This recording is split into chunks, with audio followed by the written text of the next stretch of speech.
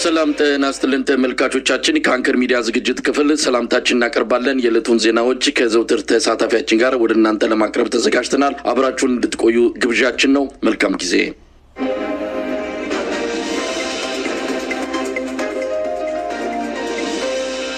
ኢትዮጵያ በባሌም ሆነ በቦሌ የባህር በር ባለቤት መሆኑ አይቀርም። ከ10 ዓመት በኋላ የኢትዮጵያ ሕዝብ 200 ሚሊዮን ሊደርስ ይችላል። 200 ሚሊዮን ሕዝብ ይዞ በ2 ሚሊዮን ሕዝብ መታፈን የለብንም ሲሉ ፊልድ ማርሻል ብርሃኑ ጁላ ገለጹ።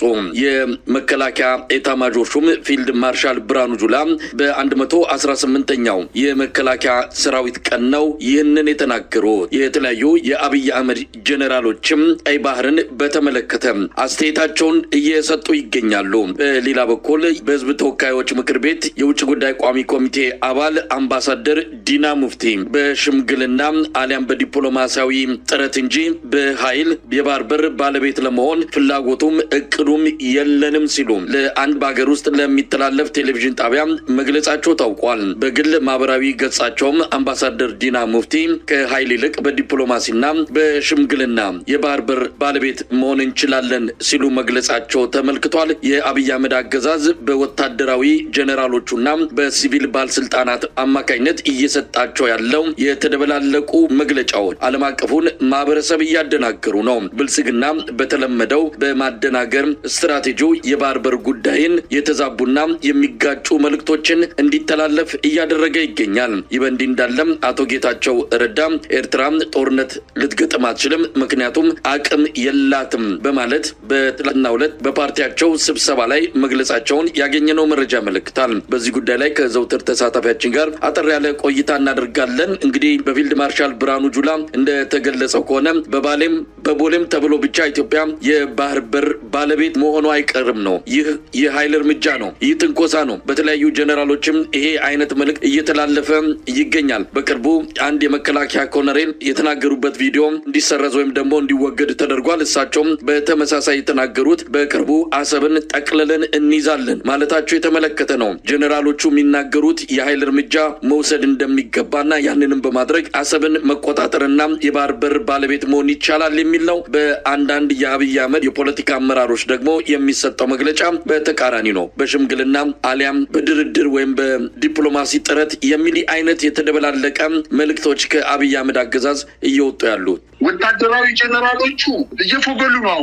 ልክ የጠገበ በሬ ከመታረዱ በፊት አቧራ በቀንዱ እንደሚያፎገለው ወታደራዊ ጄኔራሎቹ ባገኙት አጋጣሚ ሁሉ በቃ ናውረድ ከሰማይ የጥል ያለች በዳቦ አይነት መግለጫ ነው እየሰጡ ያሉት። ኤታማዦር ሹሙን ጨምሮ የተለያዩ ወታደራዊ ጄኔራሎች ከፍተኛ የሆነ ጠብ ያለች በዳቦ የሆነ መግለጫ እየሰጡ ባለበት ሰዓት በጎን ደግሞ ትልልቅ ፖለቲከኞች የጉዳዩን ምንፈታው የወደቡን ጉዳይ ምንፈታው በዲፕሎማሲ በንግግር ከምስራቅ አፍሪካ ሀገራት ጋር በድርድርና በውይይት ነው እያሉ እየተናገሩ ነው። የትኛው ነው እውነት? የትኛውን እንመን? ለኢትዮጵያ ሕዝብ እያምታቱት ነው ያሉት። ባገኙት አጋጣሚ ሁሉ ትልልቅ ሀገራዊ የሆኑ አጀንዳዎችን ያነሱ የማይመለከታቸው ወታደራዊ ጄኔራል ድንበርን ማስጠበቅ እንጂ ፖለቲካዊ የሆነ ስትራቴጂክ የሆነ ፖለቲካዊ ጉዳዮችን አንስቶ ሊወያይበት አይችልም። ይሄ የህዝብ ተወካዮች ምክር ቤት ወይም የሚኒስትሮች ምክር ቤት ህዝብ ተወካዮች ተወያይቶበት ወደብ ያስፈልገናል ብሎ በየትኛው መንገድ ነው ወደብ ማግኘት ምንችለው ብሎ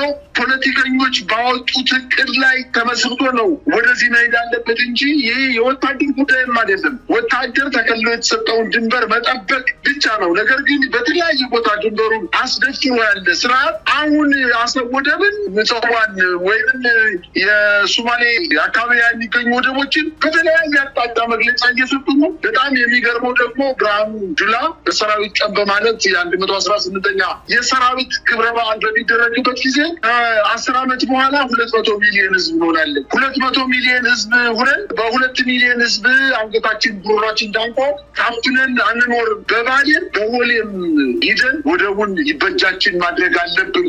3 ነገሮች በዋነኝነት የኢትዮጵያ ህዝብ ይፈልጋል አለ። ሰላም፣ ልማትና ወደብ። ከሰላም ጋር ከልማት ጋር ወደብን አቆራኝቶ ምናልባት ወደብ ከጎደለ ሰላምና ልማት እንደማይኖር አይነት አድርጎ ነው መግለጫ የሰጠው። ኢትዮጵያ 3 ነገሮች ያስፈልጋታል። አንደኛ ሰላም፣ ሁለተኛ ልማት፣ ሶስተኛ የባህር በር። ኢትዮጵያ መዘጋት አይገባትም። ህዝባችን አሁን 130 ሚሊዮን ነው። በሚቀጥሉት 25 ዓመታት 200 ሚሊዮን ይሆናል። እንዴት በ2 ሚሊዮን ማህበረሰብ ጥቅም የ200 ሚሊዮን ህዝብ ጥቅም ይዘጋል? ፌር አይደለም። ዓለም አቀፍ ህግ አይደለም፣ ሎጂክም አይደለም። በጣም አሳፋሪ ነው። 30 ዓመት ተኝተናል። አሁን ነቅተናል። ጥያቄያችን እንቀጥላለን። ሰላምም ልማትም ባህር በርም እናሳካለን። ባህር በር ላይ እንድንወጣ ያደረጉን ጠላቶች ለ60 ዓመት ለ70 ዓመት የሰሩ ጠላቶች አሁንም ስራቸውን ቀጥለዋል። ከባህር በር እንድንወጣ ያደረጉን እነሱ ናቸው። እኛ ተሳስተን ተባብረን ሊሆን ይችላል። የእኛ ልጆች ተሳስተው ትብብር አድርገው የባህር በር ጥቅም ያልገባቸው በወጣትነታችን ተቀስቅሰን አምነን እኩልነት መስሎን ትብብር አድርገን ሊሆን ይችላል። ዋነኛው የአጀንዳ ባለቤት ኢትዮጵያን የባህር በር የማሳጣት አጀንዳ ባለቤት ግን ታሪካዊ ጠላት ነው። አሁንም ቀጥሎበታል። መከላከያ ሰራዊታችን እናጠናክራለን፣ ልማታችን እናፋጥናለን፣ ባህር በር እናገኛለን። በአጠቃላይ የተምታታ መግለጫ ነው እየሰጡ ያሉት። በተለይ ደግሞ በኦንላይን ማሰልጠኛ ወታደራዊ የልዩ ማዕረግተኛ ወታደሮች የምረቃ ስነስርዓት በሚደረግበት ጊዜ ሜጀር ጀነራል ብርሃኑ የተባለው ሰውዬ ሲናገር በጣም በርካታ የሚያስተዛዝቡ ነገሮችን የተናገረው። ከተናገረው ንግግሮች መካከል ቀይ ባህር የኢትዮጵያ አንጡራ ሀብታችን ናት ሲሉ ይታወቃል። ይህንን አውቃችሁ የሀገራችንን የወደብ ባለቤትነት ልታሳኩ የተዘጋጃችሁ የአባት አያቶቻችሁን ጀግንነትና ወኔ መድገም ይገባቸዋል። አሁን ላይ የተገኘውን ሰላም መስዋዕትነት በመሆን ጽኑ መሰረት ላይ ያስቀምጣል ይልና መሰረቶችም እየናደ እንግዲህ እዚህ ላይ የሰራዊቱ አጠቃላይ በኢትዮጵያ ያለ የመከላከያ ሰራዊት የሀገሪቱን ልማት፣ አብሮነት እና ሌሎችንም ድንበሯንም የናደበት ሁኔታ ነው ያለው። በደቡብ ሱዳን በኩል ብንሄድ፣ በጅቡቲ በኩል ብንሄድ፣ በኬንያ ድንበር በኩል ብንሄድ እና በሰሜን በኩል ብንሄድ ድንበሯ ተንዷል። የትኛውን ድንበር አስከብሮ ነው ድንበሯን አስከብሬ እየኖርኩ ነው እያለ የሚናገረው? ብርሃኑ ጁላም እንዲሁ ኢትዮጵያ 3 ነገር ያስፈልጋታል ብሎ ገልጾታል። የአፍሪካውያን ተስፋ፣ የዜጎች ኩራት ሆና እንድትቀጥል የእናንተ ድርሻ ትልቅ ነው በማለት በሰራዊቱ ቀን ተናግረዋል። እንግዲህ የአፍሪካውያን ኩራት ናት ኢትዮጵያ።